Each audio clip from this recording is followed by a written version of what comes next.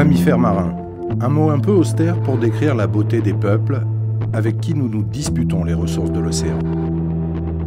Géants des mers ou hordes sauvages, nous en connaissons finalement très peu sur le monde qui nous entoure. Pour mieux comprendre notre environnement proche, depuis peu, des chercheurs se penchent sur les animaux qui fréquentent les eaux de l'archipel. Jérémy Kiska est biologiste marin. Lui et son équipe, composée de scientifiques mais aussi de techniciens et bénévoles locaux, partent en quête de savoir. Leur credo, mieux comprendre les conflits entre pêche et mammifères. Pendant cette mission, qui va s'étaler sur 3 saisons, un des éléments importants, ce sont les biopsies. Et je vois encore quelque chose un peu plus loin. La biopsie, c'est un petit prélèvement de peau et de lard fait sur l'animal qui va permettre aux chercheurs d'en apprendre beaucoup. Donc en fait, ici on a une arbalète, une flèche. Cette flèche, elle est équipée d'un flotteur que vous voyez ici, mais qui fait également office de stopper. Donc on projette la flèche sur l'animal, ça va faire un prélèvement. Ça va être une mine d'informations sur l'écologie alimentaire, le régime alimentaire des animaux, leur appartenance génétique, leur sexe. Ça peut nous permettre d'en connaître plus sur leur reproduction, leur biologie de la reproduction, mais aussi sur les polluants qui sont présents dans leur organisme. Et le petit rorqual, il est par là. Tu vois, il est là. Il est sorti là, à 11h30, à 150 mètres. Okay. Tu as pris les notes là? Ouais, les notes elles sont prises. Lorsque la mer est formée, les choses se compliquent.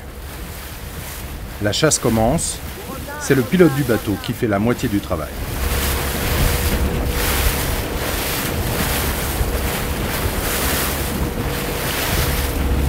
Ralentis un peu.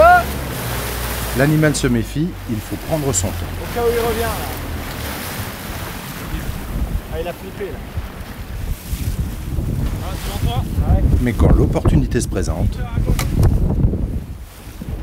C'était assez impressionnant de voir faire, ouais. Et puis je m'attendais pas du tout à ça en plus, donc c'était une bonne surprise. Je me disais ça va partir à 15 mètres ou à 20 mètres, et en fait pas du tout, il fait mouche à chaque fois, donc plutôt bon garçon, respect.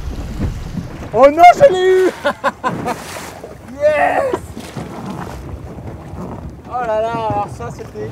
Une fois que la biopsie elle a été récupérée, on va prendre le bout de peau et le bout de lard et on va le conserver dans un Eppendorf. On va le mettre au froid pour ensuite le soir pouvoir traiter l'échantillon.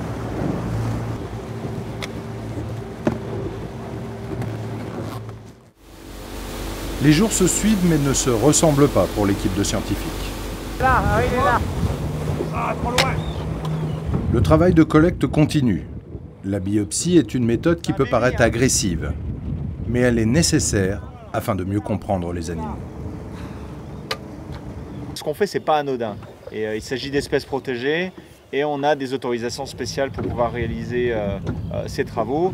Ce qui est important de noter aussi, c'est que voilà, personnellement, je fais ça depuis une quinzaine d'années, donc notamment lors des biopsies, il y a quand même pas mal d'expérience derrière. Le dérangement qu'on crée avec les animaux, il est de courte durée puisqu'on collecte notre échantillon, notre photo, et hop, on passe à autre chose. Donc on estime que le bénéfice scientifique et pour la conservation de ces animaux est supérieur au dérangement que l'on occasionne.